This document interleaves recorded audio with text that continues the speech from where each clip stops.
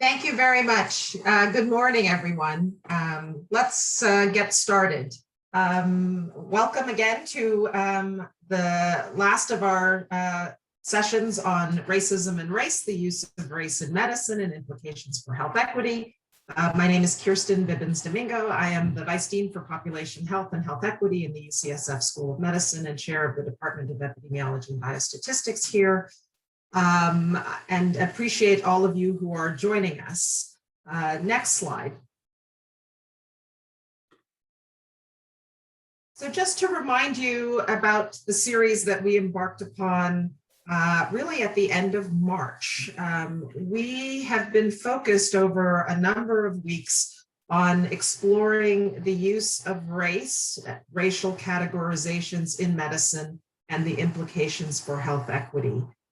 We started on March 24th, laying the foundation, exploring historical context and current perspectives on this issue. These have been Wednesday morning half-day sessions, and they're all available on video, on YouTube video. We then moved from the historical context to a series of 3 case studies to really delve a little bit deeper in how we use racial categories in medicine, how we use them in the context of prescribing medications, how we use them in diagnostic algorithms like the glomerular filtration rate, and how we use them in polygenic risk scores. In all of these conversations, we've been trying to explore what we might do differently in our education, clinical care, and research missions, understanding both the historical context and its application in these particular contexts, representing all of the many ways that we continue to use racial categories. We then had a great set of discussions over a 2-day period where we really focused on our 3 mission areas, and we invited conversation with many of you across our UC Medical Center campuses, people who are dedicated to our teaching, clinical care, or research missions, to try to think of the application of the earlier presentations to these mission areas. And our goal now is to think about the synthesis and next steps. That's the conversation today. Next slide, please. So again, the recordings of sessions 1, 2, and 3 are available on YouTube video. You can use this QRS code. We have the synthesis from the 3 discussion sessions that will form the basis for our panel discussion today. The written syntheses of these are available on open proposals, and our intent of putting them on open proposals is to invite you to comment on these, because our hope is that this conversation extends to more concrete action steps, and to do that, we want to engage as many of you in this conversation as possible. There's also a library of resources on our webpage that many of the speakers in the earlier sessions provided. Next slide. So here's our goal. Our collective vision is to implement an anti-racist approach to how we use racial categorizations in medicine. How might we consider this approach within our mission areas of clinical care, education, and research?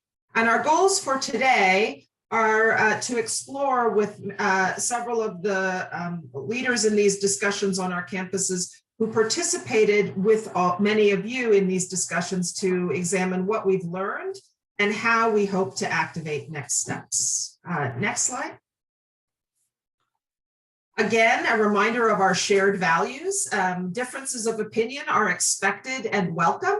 And as you know, we've had a range of opinions expressed throughout these sessions, and that is what we want. We want actually to have the conversations, to have the more nuanced conversations, to not shy away from disagreements, but that we always want to do this with respect for speakers and discussants, because our goal is to collectively move forward in the best way possible. We have articulated throughout our shared goals of advancing anti-racism, anti-oppression in medicine, and pursuing health and health equity for our patients. Next slide. So I am really thrilled today to invite a great group of people to discuss this topic. Throughout, we've had incredible faculty who have both helped us in planning as a part of our steering committee, helped us in leading the discussions, and helped us as speakers and panelists for prior sessions. I really appreciate my colleagues here who will help us to understand more about the in-depth discussions.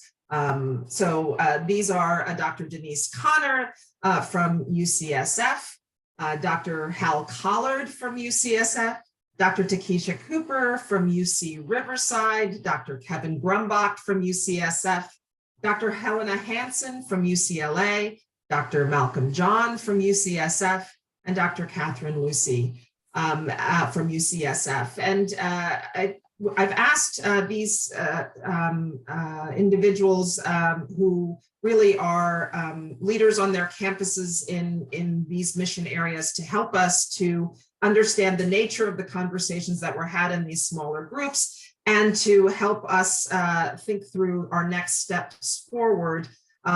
We were really fortunate to have participants from all of our UC Medical School campuses and from our different mission areas. And our goal here is to engage as many of you as possible in these discussions because the answers are not always exactly clear of what the next step forward is. And I think we can arrive at clarity on the next step forward because we do have to make some steps forward by doing this together. So thank you to the panelists for joining us today and to all of you who have participated in these discussions. So I think we can get rid of the slides and invite people to turn on their screens and join the conversation. Great, welcome. All right, so we had groups in research, clinical care, and education. And I know that each of you participated in some combination of these. And I want to begin by asking you to reflect from your domains, from your areas in which you work, what were the things that were most impactful for you, either in the earlier presentations that we had, or in the discussions where you could talk with your colleagues about the education mission, for example. And I'm going to start with education. So I know that Catherine and Takesha participated there, and maybe others of you did as well, but I'd invite you to reflect on what you thought were most impactful in those conversations. Catherine? Thanks, Kirsten. It's really been a pleasure to participate in this. I think like most people who engaged, we all learned a great deal and benefited from some very spirited and really thoughtful conversations with our colleagues across the UC system. So I appreciate your bringing us all together. I think from an educational perspective, there were several lessons that came out as we listened and also as we worked on the last seminar.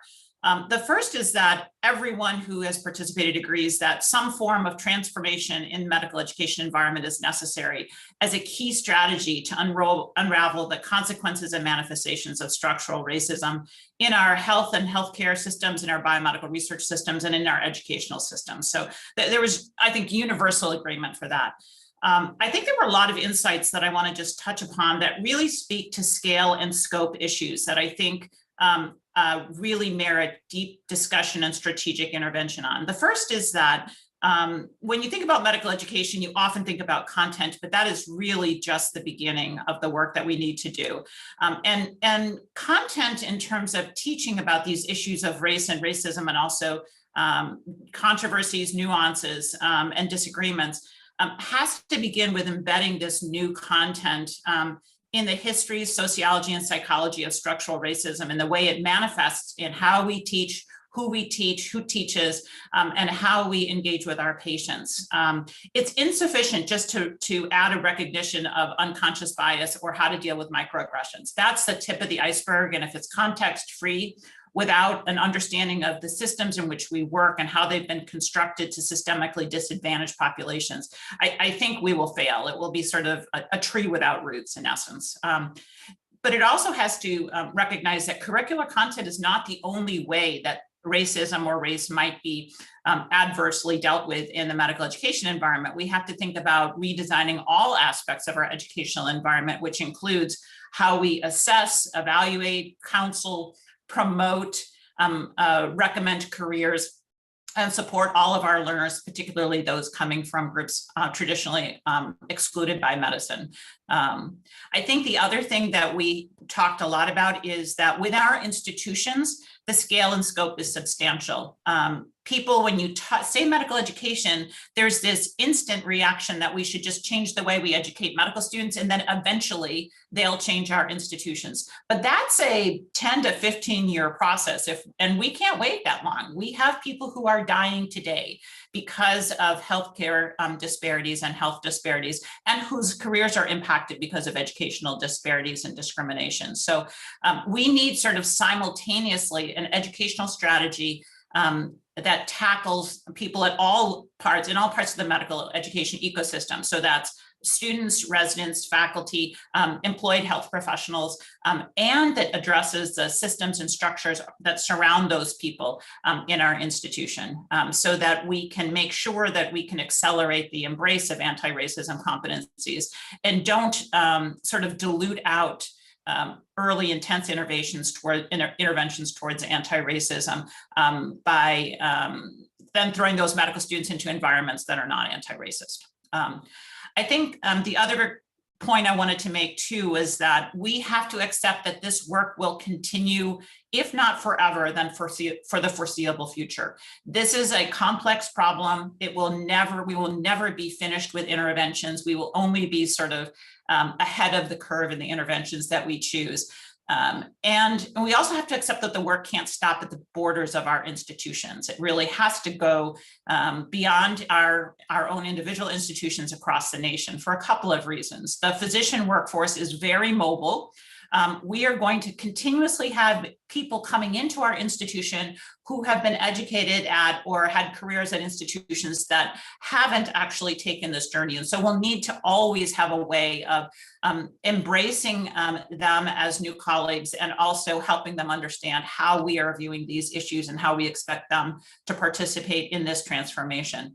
And our learners are impacted by systems that span institutions, the National Residency Matching Program, licensing exams, board certification exams, things like that. And so those also need to be changed to be anti-racist. And I think UCSF has a great opportunity, along with our colleagues in the other UC systems, to really address these issues and push for national change with the platforms that we have as one of the leading, if not the leading public institution in the world. And so I think it's a really important aspect of our work is how do we influence things outside of the UC system and work for change that happens more impactfully across the nation. I'll just close in saying that what's been very clear over the past year is that COVID showed us what was possible when we felt we had no choice but to change because people were dying. I think we have to sort of tap into that same urgency to engage in this transformation because people are still dying of consequences of structural racism. It's just that they die much more quietly without that big headlines in the New York Times or on CNN. And so we have to recognize that without intervention, we will not be serving our patients and our students well. And I would hope that we would be able to tap into the really urge to transform that we've seen over the past year and keep the momentum going. So with that, I'll stop and turn it over to Takesha for any of her insights. She's been a tremendous contributor in all of the engagements that we've had in this work. Thank you, Catherine. It's difficult to follow you. But I will just point out a couple of things that were meaningful for me, and I'm so grateful to have been able to participate in this series, which I think was excellent. So early in the series, the question was raised, where is racism in all of this? And I think it's important that we, continue to acknowledge the role of racism, that was embedded in our medical forefathers, and really think intentionally and critically about how racism continues to play a role in the outcomes of our patients, in our research design, and how we make clinical decisions, et cetera. As a training director myself, The events of the past year have been noticeably exhausting for my residents, for other trainees, and for our students, particularly those trainees of color. And I've had a lot of allies wanting to know what can they do, looking deeper into themselves about how they can contribute to anti-racism, wanting to do the work of learning and reading, which has been wonderful to see. And I realized that at my institution, the vast majority of students and trainees are very eager to have these conversations, to do the work. And we need to create the space for them to have the conversation and to tolerate the discomfort that often comes along with these types of conversations. And not just with trainees, but I think faculty need to really kind of press themselves to have these conversations with each other, with their trainees as well. And I'll just close by amplifying Catherine's point that this work really must continue. That's one of my concerns, is that, after, George Floyd's murder, there was lots of, and it was very surprising to me, because I feel like this has been going on for quite some time, but there's suddenly a lot of engagement and acknowledgement of a lot of things that, again, have been chronic. And so, the concern is it going to die down? Is the interest going to wane? Are people going to go back to their regular lives? And I think we have to be very intentional to make sure that doesn't happen, that people remain engaged, that we continue the work on a day-to-day basis of anti-racism. So I'll just, I'll close with that. Thank you very much, Catherine and Takesha. And let me first just say that our roadmap for today is for each of the domains the representatives from each of the domains to actually share their reflections, but then to have more crosstalk across these, because one of the things that I think is really highlighted in both Catherine and Takesha's comments is how important, foundational, and urgent it is to address some of these issues within our educational environments, but doing that just in those environments is not going to be helpful, because we send our students, of course, often to do clinical care, to do research, to read and understand the literature, to other institutions. And part of what I hope that we'll talk about today and continue to discuss is a little bit more crosstalk across our domains, so that we can, even though we'll be doing this work for our lifetime, certainly need to start today doing them across multiple sectors in which we work within our institution. So thank you for getting us started. I want to invite Hal Collard and Helena Hansen to reflect a little bit on from the research perspective of what reflections did you have on the series, or in your discussions with your other colleagues who are leading or conducting research across your campuses. Hal and Helena? Yeah, thanks, Kirsten. I have a few comments. First, thank you, Kirsten, for involving me in the organizing and moderating the clinical and translational research part of this series. It's been great to partner with and learn from listening to you. And so congratulations too on this session to you and Stephanie, Christine, the rest of the group. I've learned a tremendous amount listening to this and participating in this series. I think we all have. Catherine mentioned that. Most fundamentally in my mind, that race is a social construct, exists because of racism, and that it's complex how it interacts and relates to research and the pursuit of knowledge. And, honestly, the thing that struck me the most, Kirsten, in these sessions is how little thought actually is given to this issue in a lot of clinical and translational research, and by a lot of clinical and translational researchers, and that needs to change. And I think this session has really created the space to reflect on, talk about, and educate. And so I've been really appreciative of that. I want to give you a specific example, and the group a specific example from my own field, so just a very personal comment about this. I study a condition called idiopathic pulmonary fibrosis. It's a chronic, deadly, scarring lung disease. And I was taught as a clinical fellow in the early 2000s that it was uncommon in African Americans and Black population. A belief that was reinforced by the demographics and cohorts from tertiary centers like ours, and what has since been refuted actually in better community-based studies. But this belief, I am sure, has contributed to and still contributes to underdiagnosis and delayed diagnosis by me and my colleagues in this space.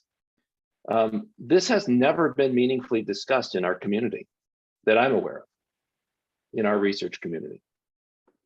Another example, in the last decade, again, in this disease, there's been an explosion of literature, really, in the genetic basis for this. There have been mutations identified in telomerase proteins, polymorphisms in MUC5B, which is a mucin. No one, I went through the literature last night, no one has meaningfully looked at the relationship of these genetic abnormalities to race. No one has done that. So why is this? The intersection of genetics and race is complicated. I learned that, I get that from this series, but I'm not sure anyone's even tried to explore that in our literature. So I just wanted to share that with you as a personal reflection on how this series is important to the clinical and translational research community in making us think about the issues of race and racism and how they interact with our research, and that we need to attend to them. So I want to just mention comments in our series, in our session on clinical and translational research. We had a number of breakout groups. Maybe all of you did this type of structure. And those breakout groups generated recommendations for next steps, or just areas for consideration for our institutions and for our communities. This was a wonderful process, and I'm really appreciative of all the energy people put into that. Many of these focused on education and accountability. I think recognizing that this conversation, some of the work we need to do is just to have this conversation take place. So for example, developing a mechanism for researchers to obtain consultation related to incorporating race and racism into their research, and perhaps tying funding opportunities to use of this service. There are some resources for this, but they're not well appreciated, and they're maybe not as well publicized and incentivized. And so I think we as an institution need to think about ways in which we promote that. Another example, expecting researchers to explicitly name race and racism as important variables or factors in the design, conduct, and interpretation of research projects. How can we as institutions and institutional leaders promote that? But one other, developing and requiring training or competencies in the use of race in clinical and translational research. I think this is something that maybe speaks to our later conversation about how we work together, a common ontology or framework for how we even talk about this issue and think about it conceptually. So maybe in closing, I'll just say I'm committed to working with all of you on this call and the larger community and in implementing the recommendations that came up. And I think, with the goal of elevating race and racism to a more central place in our conversation about clinical and translational research. So that's what I took away, Kirsten, most directly. Helena, I know you were a great partner in this with me. Do you want to add some comments? Thank you, Hal. Can you hear me well? Yes. Okay, great. Apologies if I have trouble with Wi-Fi connection. It's been unstable. So yes, definitely, Hal, I couldn't agree more with what you just said. What I'm really hearing is, based on the examples you provided from your own research, and the examples that you gave of how we could be conducting research differently, you're really calling for the need for a new paradigm, a new paradigm that is biosocial, that integrates bench science, life sciences, as well as clinical research with social, very well-informed and nuanced understandings of social processes like racism that are responsible for the inequalities that we see. And I also want to amplify what Catherine, Lucy, and Takesha Cooper brought up, that we really have a transformation is necessary in education. And I think the same transformation is equally applicable to research. We need to embed it in history, sociology, psychology, perhaps anthropology of structural racism. And that we need to, as a part of that, also engage with communities. Because one thing I heard was the need to not stop at the border of the institution, at the border of the medical school itself. That includes reaching out not only to practitioners outside of academic medicine, but also members of communities directly affected by the inequalities that we're studying. And so just briefly, I want to explain, I'm an addiction psychiatrist. I'm also a cultural anthropologist. And one thing that is a guiding principle for me, and it was an ear with which I listened to the conversation about research that we've had, really rich and productive one. It's a guiding principle of social science, of medicine, and of critical studies of race, that is of the master narrative, the idea that science, including biomedical science, and a lot of other aspects of our society have a story or a logic which organizes them. So an organizing logic or story or narrative of our institutions, including biomedicine. And that narrative, that master narrative, involves a selection perception of reality that confirms the reality. So it leads to self-fulfilling predictions and received wisdom about, for example, the causes of health inequalities that's resistant to change. And I think it's that master narrative that we have to hone in on. So in academic medicine, there's a very strong master narrative that is individually focused, and it includes excellence through individual competition. So this applies to scientists, and how they make it in their fields. It includes better living through new technologies that in our society are designed for individual consumption for profit. There's a very strong logic of individual patients and individual scientists who develop consumable products. And these logics imply that health outcomes are driven by individual risk factors and behaviors. So we have scientific disciplines that heavily focus on the individual in order to try to explain racial inequalities in health. And in the world of science, biomedical research, these logics of the individual traits or merits explaining the outcomes and what we see in front of us, including inequalities in who's represented among the scientific workforce. These narratives imply that Black biomedical scientists who only receive 1% to 2% of the NIH R01 grants right now as PIs, that implies that this is because there's a shortage of qualified and motivated individual Black scientists, just as one example. So I want to bring the institution of biomedical science into this conversation. When pipeline programs increase the number of Black people training in medical science, when those fail to raise the percentage of Black NIH-funded PIs, then the unspoken master narrative is that Black people are deficient in the qualities that make excellent scientists. And this enables the continuation of a system which, conscious or not, in the system, conscious or not, largely white scientists trained in a select number of individually focused disciplines dominate, for example, NIH portfolios, and they continue to positively review and promote from their own ranks people that they've mentored.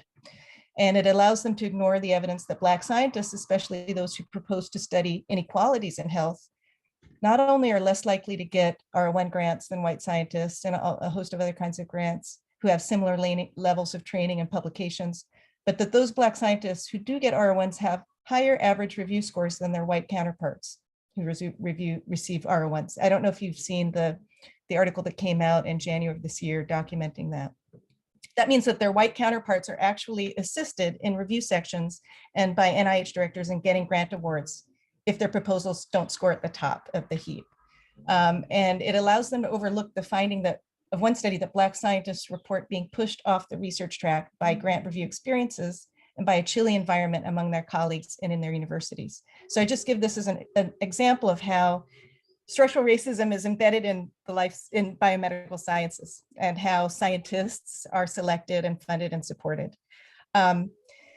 And one of the master narratives of the cause of racial inequalities, that's something we explored very well in this series, has been that susceptible individuals have deficient biologies or negative learned behaviors, and that on the population level, some racial quote unquote others are deficient due to cultures of poverty, like bad habits that they learn in their families or neighborhoods, or inherited traits. So genetic determinism was another idea that we took on in this series.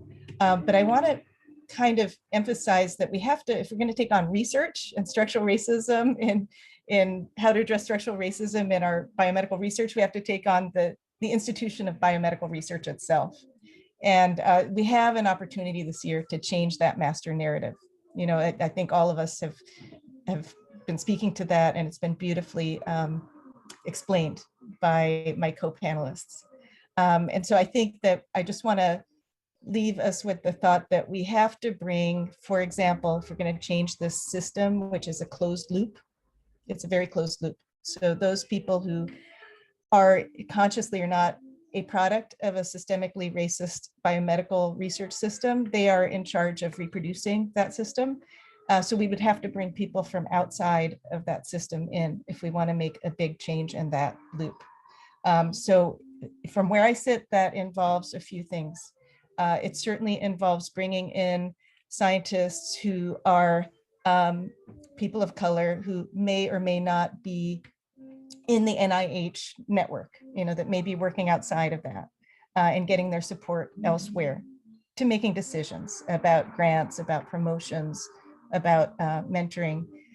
But it also, from my point of view, involves bringing in leaders and representatives of affected communities. So I thoroughly, I want to endorse a new model of biomedical research that involves community partnership. And I know that many people who've been a part of these discussions already do that, but we can amplify that even more. And then I want to leave us with the thought about the biosocial that Hal, I believe, introduced, that we really have to invest significantly more in social and systemic research guided by people with critical perspectives based on their training, for example, in fields that have methods and theories to study them, to study systemic racism, sociology, anthropology, political science, economics, and also people with lived experience, people from the affected communities and who have the conditions that we're studying. So we need a new paradigm of biomedical research that actually really amplifies the social part of biosocial processes, like the impact on bodies of systemic racism. Thank you. Thanks so much, Helena and Hal. Really terrific way of grounding us in what the work we have to do in really transforming our research enterprise. I want to quickly turn to the folks who led our clinical group, Kevin Grumbach, Malcolm John, and Denise, I think you were probably part of education or maybe also clinical care, since I know you're active in both, but really invite any of you to share reflections on the clinical domain. And then we'll launch into a little bit more free-flowing discussion on how we actually do this work in the next year. Kevin, would you start us off? Sure, be happy to. Thanks, Kirsten. And again, I want to just start by expressing my appreciation to all the people who organized this remarkable series of symposium events and all the participants who spoke in these events. I learned so much and came in with some ideas, but really deepened my thinking and actually challenged me in many ways to actually think differently about things. For the clinical group, I actually want to pick up on Helena's comment about master narrative. And really, I think it will link with some of the comments Helena just made. So for me, one of the most powerful things was starting with the first session and really deepening, I think, my understanding of race as a social construct, because I think that's where this whole symposium really was started and grounded. And that it shattered the false paradigm of race as some biologic, some genetic construct, and really it being a paradigm that's rooted in the ideology of white supremacy. And once you start to then really go there to think about race as a social construct, I think then you suddenly confront many other paradigms that we have accepted and not questioned. And one of them for me, and I think in our group, in the clinical group, was the primacy of the whole mechanistic biomedical model as our guiding framework for how we approach the care of patients and communities.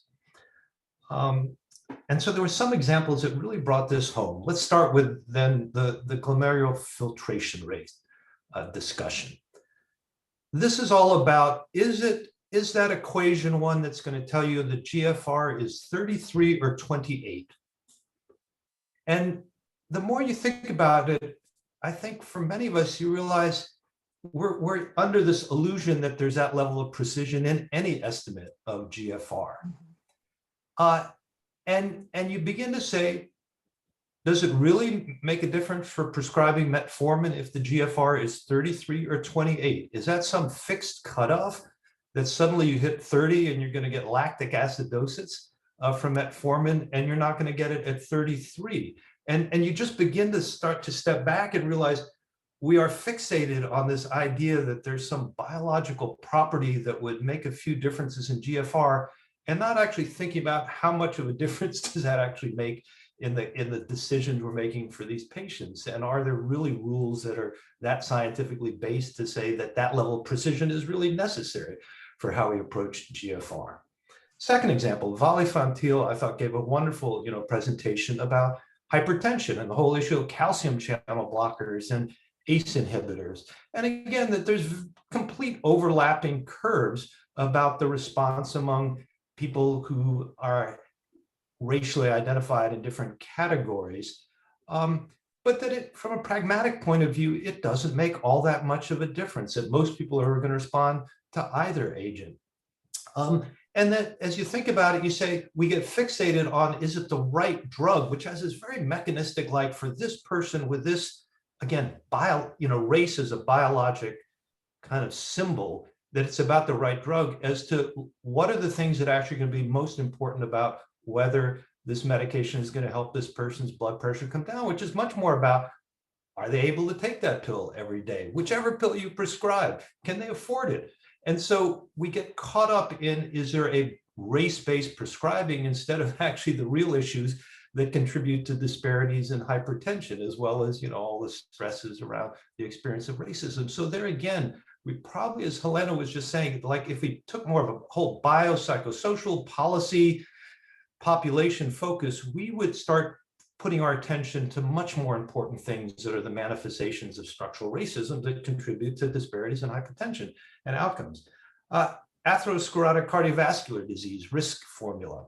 Again, Michelle Albert did a beautiful job and really enlightened me to all of that. And I think left me that, yeah, race, at least Black race, however defined, seems to have predictive power in who's more likely to have heart attacks or stroke in the next 10 years.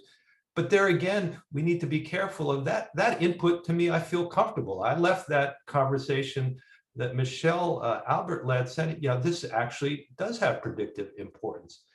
The question is, what is the output then of that formula, which we think of it as prescribe a statin or don't prescribe a statin, as opposed to saying, actually, what are the real issues that make this individual more likely to have a bad cardiovascular outcome in the next decade, and that we don't have a pill for racism, which is really what's driving those adverse outcomes, and to not get trapped into thinking that risk prediction is just a guide for us to think about the rights, whether to prescribe a statin. It should be a prompt to us to think about, how do we address this whole person and the factors that are contributing to these disparities. So I think, we didn't talk about VBAC, vaginal birth after cesarean section, but the same issue comes out there, right? With race has a, I think from a probabilistic model, it has a predictive value. The answer there again is the output mean this woman shouldn't then be allowed to get a VBAC if she desires that as her preference, or we need to really understand what are the interventions we could do to lower this person's risk of having a bad outcome should she wish to proceed with a vaginal birth after cesarean section. So I think if we're going to dismantle structural racism in patient care, we're probably going to have to also start to chip away at how much the definition of race as a biological construct is actually deeply embedded in this whole mechanistic biomedical framework that has so driven how we approach things. So I would say we sort of step back. That's how structural racism is so amplified, because there's all these other aspects of how we approach health and healthcare and patients and communities that I think have distracted us from really getting at the most critical factors that are important for the health of the people we take care of. So I took this, and I think many of our group, as a stimulus to think much more broadly about how we take care of people as whole people and understand the complexity of their lives and the factors that contribute to their health. Thank you, Kevin. Malcolm? Yes, thank you, Kirsten, for the invitation to be part of this panel. And I agree with everyone and support the comments to really thank you and the committee for this amazing series. I attended all but one and saw that one on recording. I learned a lot as well. And this is the downside of going last or after Kevin, who gave a great overview, is that he stole a lot of my thunder there. But I did want to share a few additional comments which jumped out at me during this time. And it was clear that education for clinicians are really essential, that most of us are unaware, certainly not to the same degree as some of our trainees, right? So most of us are unaware of the role of race in medicine, how we're conflating race and racism. And I think most of us are unaware how that interplays with clinical algorithms and decision-making. Kevin mentioned Valley Fontel's ACE inhibitor presentation, and I think that was like a really aha moment for me. And it really underscored the need to start to work away from routine use of race in medicine and clinical decision-making, particularly when they have untoward effects on care bias and other forms of misdirection. We definitely need a higher threshold for using it, using race in our clinical spaces in medicine in general. And there really is a need for a more holistic view of our patients, including centering patient narratives, particularly around the social determinants of health. And just referring back to another moment in the series when Eliseo spoke and said he starts his initial interviews of new patients with the social history and reviewing the social determinants of health. That was another aha moment for me. We need to develop some guidelines for referring to patients within our clinical spaces on rounds and presentation, really underscoring the need for intentionality when we do use it, understanding why we're using it, how it's being used, what its limitations are. And that came up in terms of one of our overall recommendations. There's also clear need for funding or developing better ways to measure the effects of racism and social determinants of health. And this came from Michelle's moment when she talked about ideal modifying factors and that race really didn't meet the criteria, right? So precise measurements on the causal pathway and modifiable, but social determinants meet some of those, but we need funding. I mean, it's very easy to get, well, it's never easy to get NIH funding, but it's relatively easy to get NIH funding to develop new molecular techniques, right? You can get an RO3 or whatever, but it's not easy to get funding to develop new ways of measuring the effects of racism, at least in medicine, and its impact and new ways of measuring social determinants of health. So we really need to rethink how we fund the research that then downstream impacts clinical care, and we could talk more of that in the open session. Another thing that stood to me then take home, just because it's running out of time here, but I will say that given a lot of the uncertainties, some key things stood. On the individual level, we need to stop, like slow down when you see race used, just like we do for implicit bias, right? To avoid bias in decision-making and thinking, stop, think.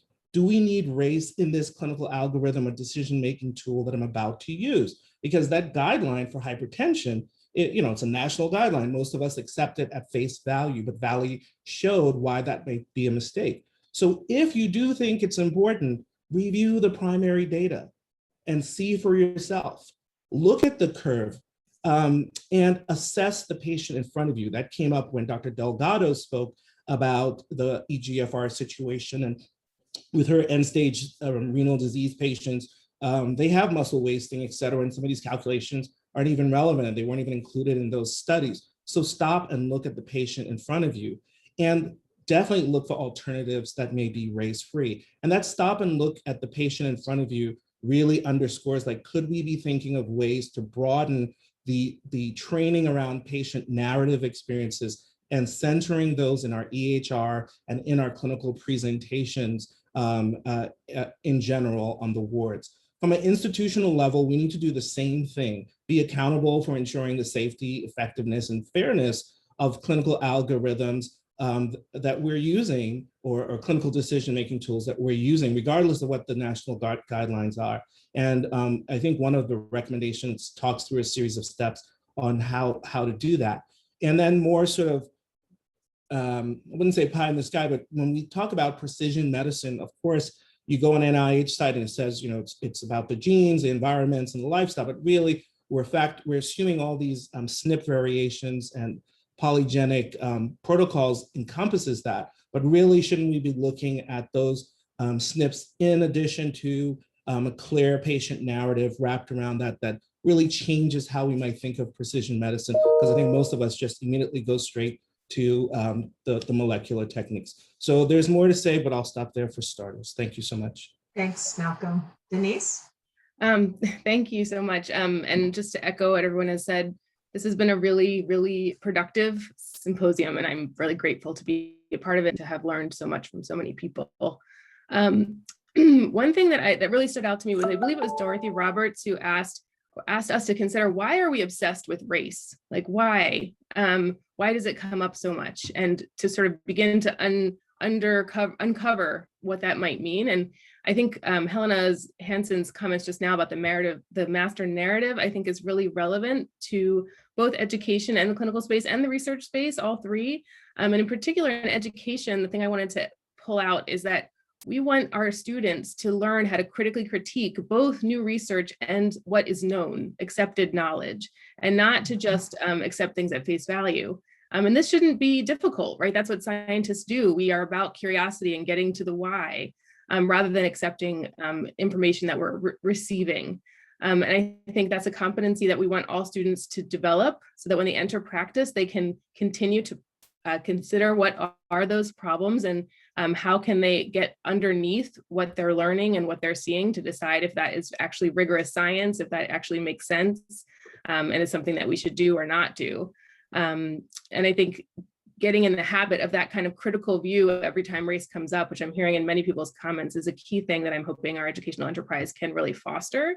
And the only other thing I wanted to kind of pull up is, certainly faculty development is needed to get our faculty ready to talk to students about these issues. Certainly our students need this sort of increase in their critical view of things, but also what is relevant to education. So I think I've heard a little bit of this, but who has expertise, and when are we bringing those folks into the conversation? So when we think about changing curriculum, when we think about changing faculty development, we're still very much looking internally.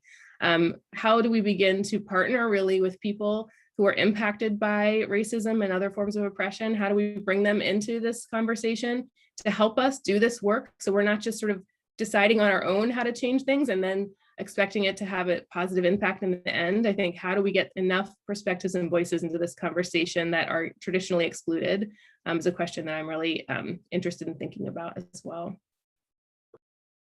Thank you all so much. I really appreciate the very personal nature, actually, of the reflections and the impact on specific insights that each of you had with the speakers and the follow-up conversations. What I'd like to push us a little bit on what we do next, right? So I think these discussions have been helpful, but we actually want to move towards transforming our systems, and we all work on academic medical campuses where these teaching, clinical care, and research are all happening simultaneously. They all intersect. And recognizing that this is complex, I'd love you to each talk about or anyone who wants to jump in, frankly, on what types of concrete steps could we actually take in the next year. And then probably more than that, or in addition to that, these are complex discussions, what types of systems do we want to have in place to do that type of questioning that Malcolm has, or to what types of systems? So some of this is what should we do? Take race out of EGFR, but then what types of systems do we put in place to say, how should we be using race in this context? Or that leads to that type of questioning that Malcolm suggested, or that thoughtful reflection. So in your domains or across domains, or what would you like the researchers to do if you're the educator or the clinicians, what can we do in this next year?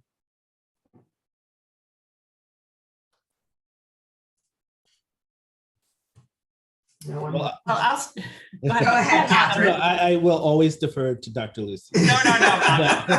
Dag, you're it.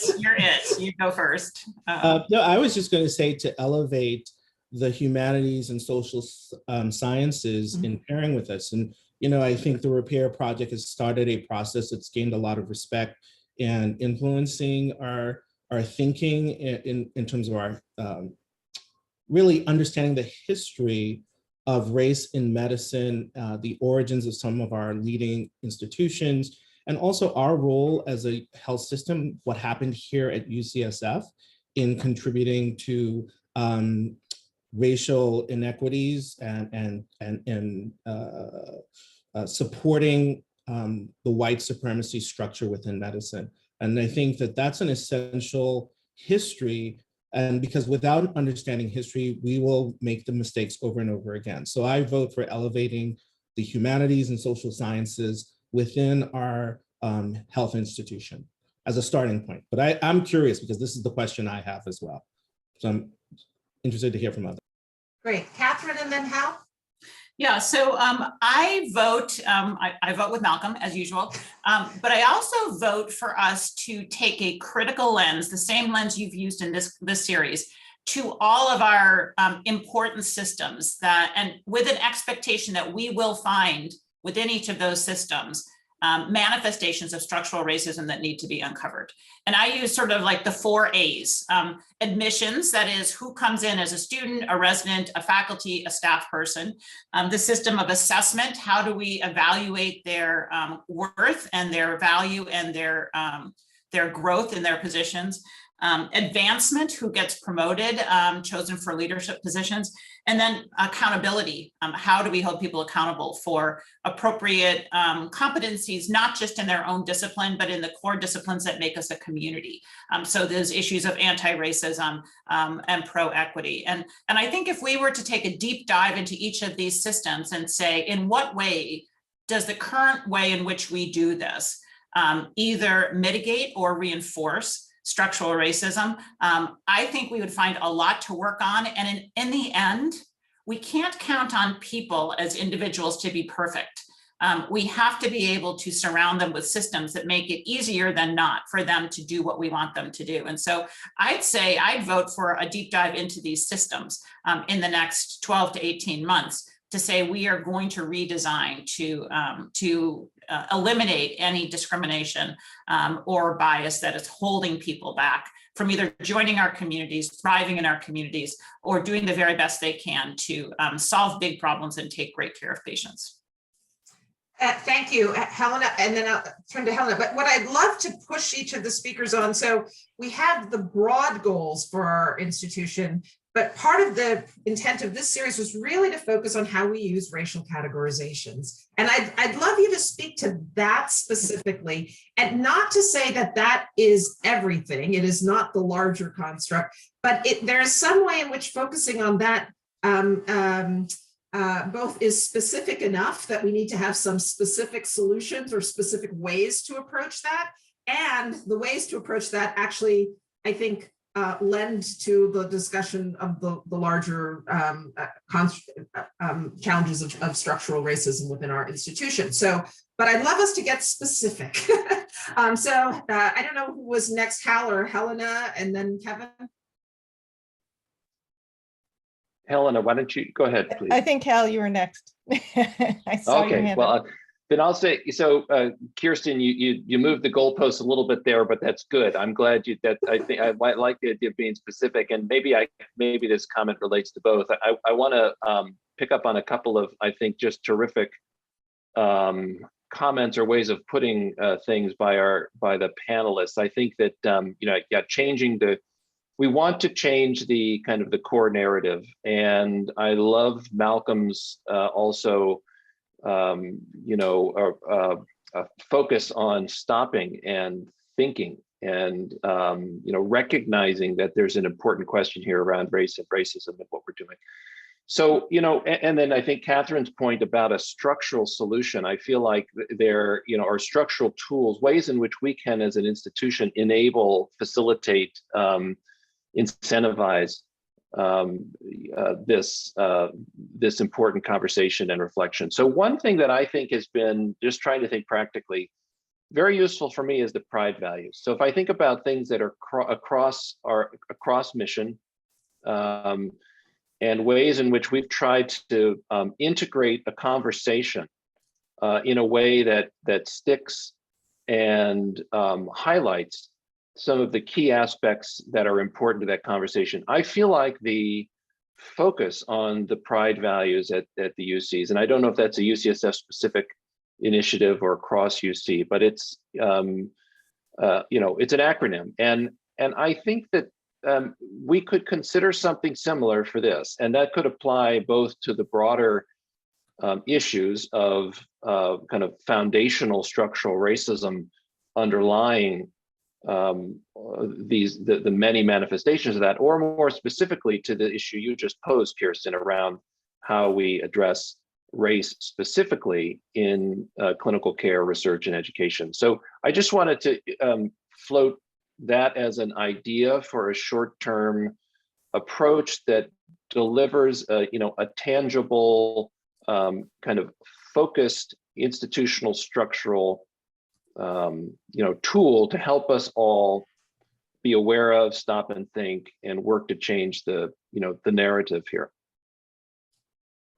Great. Helena, and then Kevin. So I appreciate your request that we focus and be concrete. So I'm going to try to be. I don't think, though, that we can separate the way that we use racial categories from how our systems are set up. So, my comments will always come back to that. And I think I'm echoing pretty much all of my co-panelists here in thinking about systemic change. That's really what our discussions have been crying out for. And so just thinking very concretely about how we can affect systemic change so that the racial categorizations, the way that we use them, actually lead back to systemic change. We have to begin with the systems that we are embedded in, which is, I'm just echoing all of my co-panelists here, and imagining how concretely that would work. So those bodies that, and I'll speak to research, but I think this applies to clinical practice. It applies to education as well. Those bodies that set the agenda and determine support, money, other kinds of institutional support for activity. So let's take research, and let's take review sections, or let's say take promotion review bodies. They, again, have to have a different composition, because as Catherine and Lucy was explaining, we can't leave this up to well-intentioned individuals. This is really a systemic issue. And so we have to proactively demand that any review body that allocates research funding or decides on hiring and promotion of researchers, and this applies, I think, to education and clinical work as well, that those review bodies proactively, include people of color. They include members of affected communities. That's very, very important. And we have colleagues, for example, who work with tribal leaders in Native American communities that do that, where tribal leaders are a part of the review process. AIDS activism showed us how that works as well. The very idea that people who are HIV positive or directly affected by HIV sitting on scientific review sections at NIH, sitting on Ryan White CARE Act health care many allocation bodies. That's a model that we should weave throughout.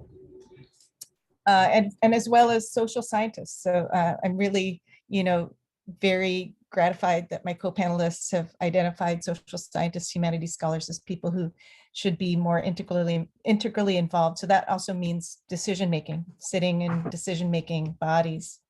We could also look proactively to, for example, funders that have taken a different, less narrow, much more social determinant, structural racism approach to research on inequalities. One of them that I'm familiar with is Robert Wood Johnson Foundation, where their Cultures of Health initiative has really restructured the way that they develop grant requests for proposals, review proposals, and set a scientific agenda.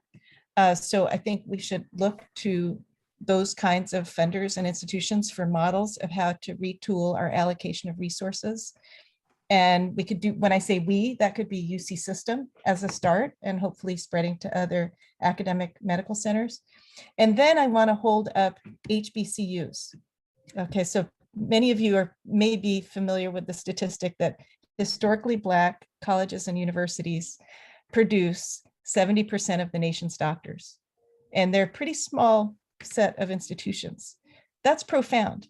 They're often disparaged as, somehow not as good as predominantly white institutions. I want to argue that they are centers of excellence that we need to study and proactively borrow and adapt techniques from. They're doing something right. They have got right in what they're doing.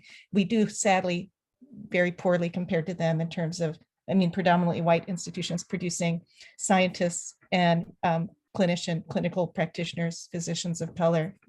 And so I would say proactively study and partner with them so that we can do a better job. And then lastly, look to other countries. So we are a country that spends the most per capita of any country in the world on healthcare, and we have the worst outcomes of any industrialized nation. Many of you know that statistic. A lot of it is due to structural racism. I'm not saying structural racism doesn't exist in other countries, including Canada, France, et cetera. But we have a tremendous amount to learn from them in terms of how they structure their healthcare systems and their research agendas. And so I would say we should look beyond our borders as well. But if we could just begin by looking at HBCUs, they are doing something that actively redresses structural racism in research, clinical work, and in education. And we should learn from that. Great. I'm going to keep pushing you all to be a little bit concrete on this. And I think Kevin is probably up next. When I think about Kevin and Malcolm, both of you have been involved in our Health Equity Council at UCSF. One of the major initiatives of the Health Equity Council at UCSF Health was actually to make sure that field, self-identified race, was not left blank for our patients. So that means when you come in as a patient at UCSF Health, we're going to ask you that question. We think it's important for your care. Why do we think it's important for your care, right? So, and how do you reconcile that, or how do you explain that to people? Because I know each of you have been in these discussions. Well, why is it important for that we do this at UCSF Health?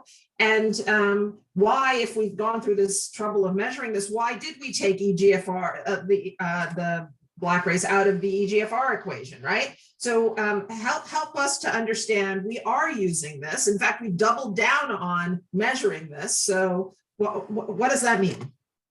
Kevin or Hal? Kevin or Malcolm? Malcolm, do you want to start on that? I was going to go a little bit different in sort of concrete actions to take, but Malcolm, do you want to? Oh, I was coming up with a list of concrete actions as well. But I think Kirsten's point is well taken. While we exist in this current reality, it is important to look for disparities and to ask the question why they exist and how to address them. And in fact, one of the recommendations from the subgroup at the previous gathering was to actually broaden the race ethnicity categories for more inclusive and nuanced representation, even if they have to be rolled up into more meaningful variables later for health equity analyses. So I think it's important that people understand that focused context. Again, it's not that we cannot use race until we get to a better system. It is just having intentionality and a higher threshold for when we use it and being very clear on the purpose and utility of it. And I think for the sake of identifying healthcare disparities, which is right in our wheelhouse, things around access, experience, and outcomes, we must do that today.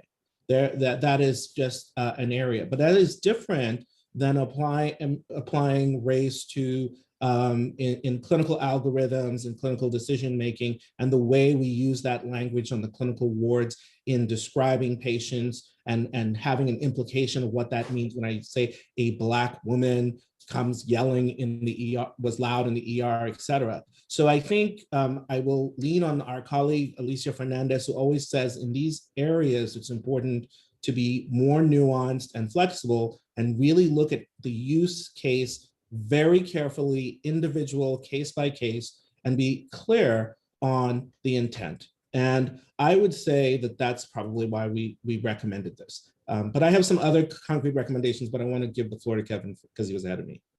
Yeah, I just want to react to that for a second and just say, so I agree. And I guess the question is, how do we have measured this, and we have talked about the challenges of having that measurement in then our systems because we use them for all sorts of things. So how then do we create the structures to enable people to understand when might one use this concept? When is it not appropriate? When do we not know? How do we become more fluent in our way of talking about and thinking about this? One of the big critiques throughout this has been, we don't want to be in a colorblind, race-blind society. That means in our campuses, we have to be in a way where people can understand what its use means in a particular context. No, that's great point. And I think two things around healthcare equity and the health equity space. We are being led by Sarah Lahiji, our program manager and future director of health equity, developing a toolkit to help clinical units understand how to use this information, how to apply it in a way that does not promote more disparities, et cetera. So I think a toolkit that is being developed by the Department of Quality and Safety is essential on the clinical side. One of the recommendations from our last session is to develop a toolkit for how to use race on the wards and guide people through that and how to apply it in patient narratives, if at all. So I think one of the concrete recommendations that I feel is important is developing guidelines and toolkit on when to use race on the ward, how to use it in presentations, how to assess any clinical guideline or algorithm that actually uses race, that sort of stop, think, look, et cetera. And whenever you go to use race, whether in a clinical guideline algorithm on the wards or in your disparities improvement work, why are you using race? How are you measuring it? How are you interpreting? And the lesson I learned from Valley's presentation is, how is that information presented? Not like the catchy grab line, like, oh, they're different groups, but actually represent the entirety of information, understanding the limitations and the potential impact of, sometimes you will have some negative impact even when you're trying to achieve a more positive impact in the short term. So identify that and identify how will you ameliorate it. But again, I think Helena is right. We're trying to kind of work within our current broken framework, and we really need to think more broadly. And she reminded me that and Hal, of course, knows this, the Office of Research Anti-Racism Task Force is going to be coming out with some recommendations. And many of the things Helena recommended, I was on the infrastructure subcommittee, we are talking about and hopefully will show up in our final recommendations, including increasing partnerships with HB CUs. So I got off a little bit off topic at the end there, but I hope that answered your question, Kirsten. Yeah, so let me probe a little bit more. We, part of the reason I was really motivated for this discussion is because we have outstanding scholars on our campus who have differences of opinion on this topic, and who will draw on bodies of evidence and come to different conclusions. What's the way in which we can continue to create environments that both allow for nuanced discussion, but also push us to action at the same time, right? Because we also have to continue to transform our system. So what are the ways that we do that? Anyone want to? I can't tell whose hands are up or everyone's ignoring me now. Hal. Well, I just put my hand up, but I do have a comment about that. I'm happy to defer to, I think, Denise and Catherine and Takesha. Yeah, I can't see Takesha. Denise has been waiting. Do you want to go, Denise, and then I can Go ahead, Takesha. I'll follow you. Okay. Yeah, for some reason I don't have the option to raise my hand, so I've been letting people know I have something to say. So I wanted to think about just specifics in particular, and I think we really have to go back and really reify that racism is a social construct, right? We have to get people comfortable talking about race, and our entire nation has problems discussing race. But as physicians, as researchers, we have a responsibility to our patients to delve deeply into how race impacts the health of our patients. I think we on this panel are quite open to the discussion, but I can imagine at your institutions, many of your colleagues are not comfortable having these conversations and would rather avoid the topic, I think, altogether. So more conversations, I think, is what we need, discussing the impacts of racism in our faculty meetings, journal clubs, grand rounds, maybe having mandatory reading for all medical students, Medical Apartheid, Fatal Invention by Dorothy Roberts, and then having ongoing discussions afterwards. Maybe requiring, in order for admission to medical school, right? We ask for biology, OChem, physics, math, but what if we required all students take a course on critical race theory? That way we're already bringing in students who've had some of this background, and then we can expand on it when they're in medical school. So I think that's really important. I think only once when we're able to fully have deep conversations about race, then we can begin to more universally consider how race in medicine impacts our patients, impacts our care of our patients. So thanks. That's terrific, DJ. I really appreciate your comments. Who's next, since I totally it as a moderator? Can I just add on to that? I really appreciated those comments, Takesha. And I would just add that we have to be thoughtful about white supremacy culture and the ways that it gets into our way of addressing racism.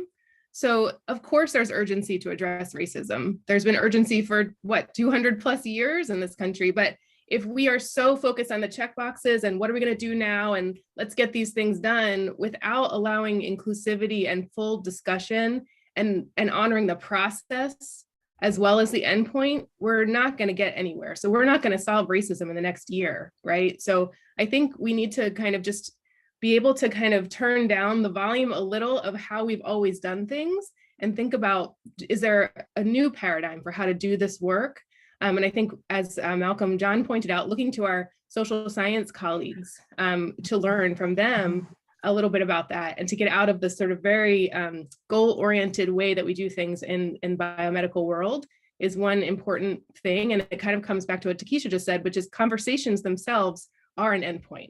Getting comfortable having conversations, or being uncomfortable, sitting with discomfort, is itself a very valuable and important outcome. We might not be able to say, look, now we have a number we can point to say that we've sort of achieved a goal.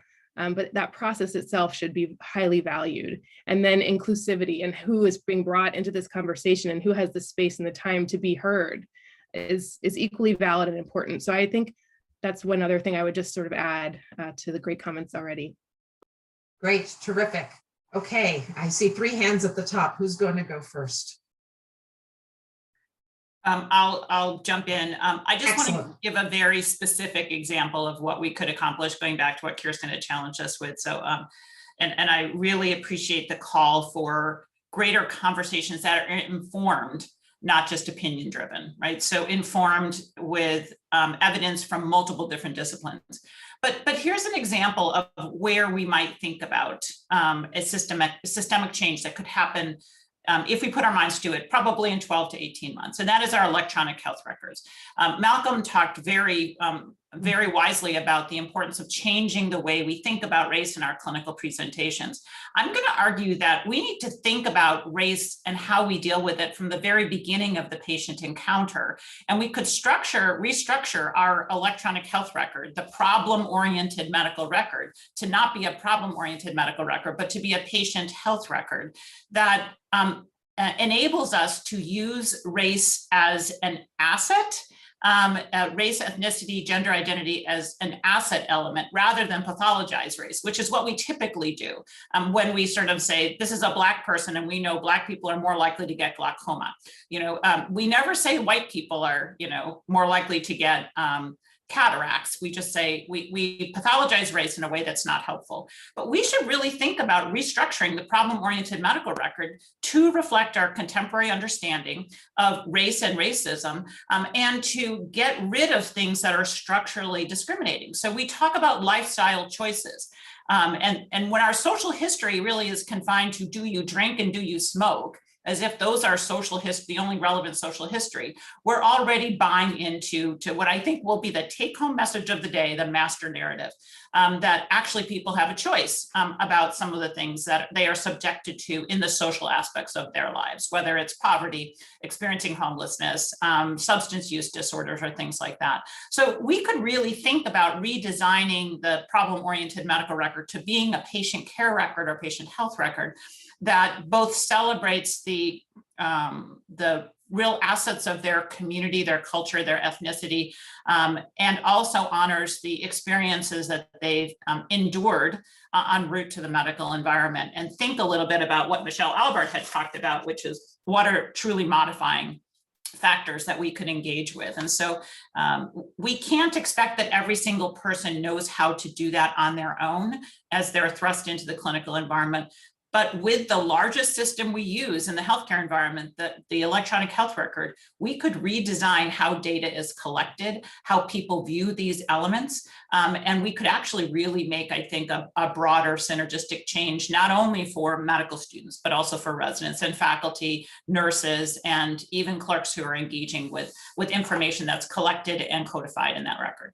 Yeah, it's a great suggestion, because it's also a backbone that spans across the different domains that we're talking about in the end in lots of ways. Hal, and then Helena.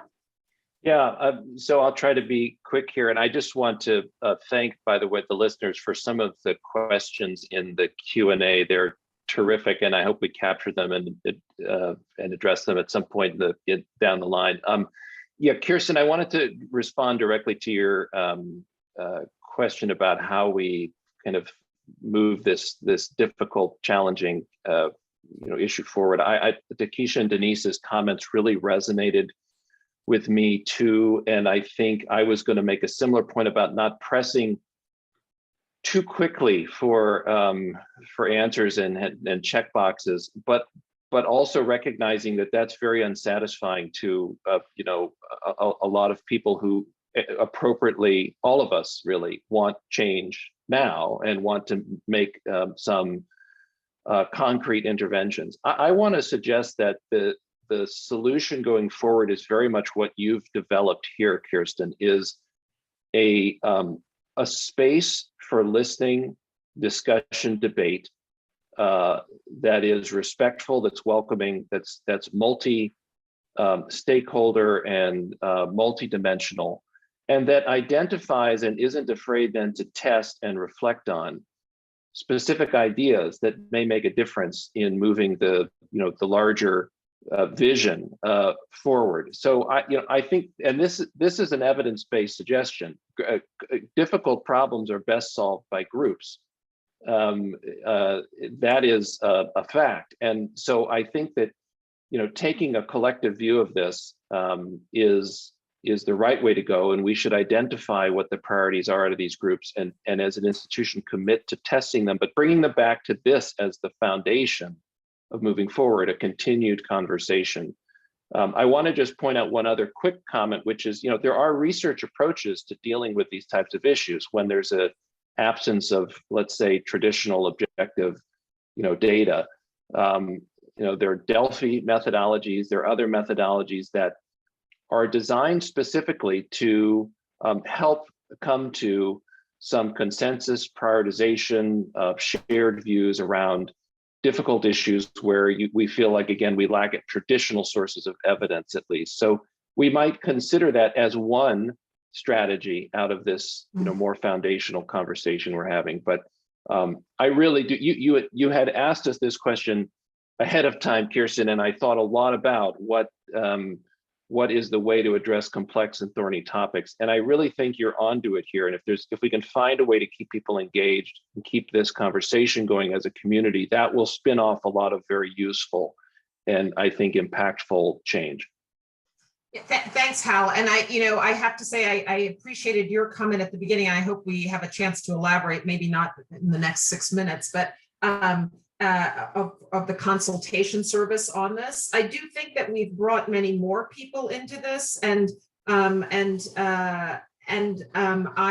I think some of this is skill building amongst people who are not thinking about this topic all the time, but want to approach it in the right way in their research question. And there are ways to connect. And I think the points that Helena has made repeatedly about our social scientists, the perspectives that they bring that are really important to think of this across disciplines.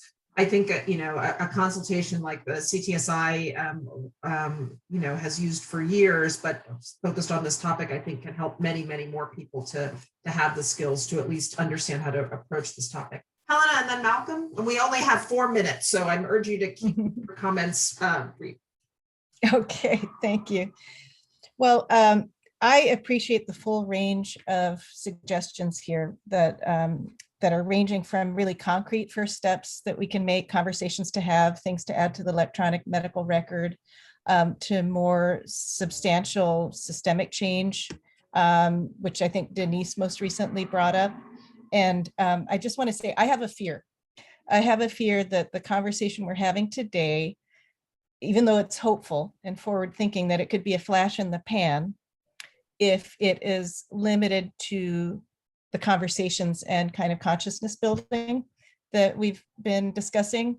I think we definitely have to track who's making decisions in biomedicine and where is the money going. Like, we just have to do that. And it has to be tied directly to the conceptual frameworks. How do we understand the importance of that? But we critically have to put people who are affected directly by the health inequalities that bring us to the table now at the decision-making table and in charge of funds allocation. And so we have to track that. It cannot simply be conversations, because these are difficult conversations for a reason. They involve power, they involve resources. We're in a society that really punishes those that don't have access to power. And it's scary for people who have power to think about losing it. We have a moment in which there's some political organizing and some political will to at least open up conversations like this. And if we don't take it all the way to really attend to who's making decisions, where money is going in a substantial way, we will lose this window of opportunity. It will be limited to the kind of low-hanging fruit of, let's put a question in the EMR, have conversations with people who are already at the table, as opposed to the universe of the people who are not at the table. And that's the crux of the problem. Thank you. Thanks so much, Helena. Malcolm? Yeah, I just wanted to follow up with what both Helena and Hal said. I really support the idea of continuing this dialogue because we're just getting started. There's a need to collect some baseline data or cataloging of how we're currently using race in medicine in our different spaces, education, clinical, and research.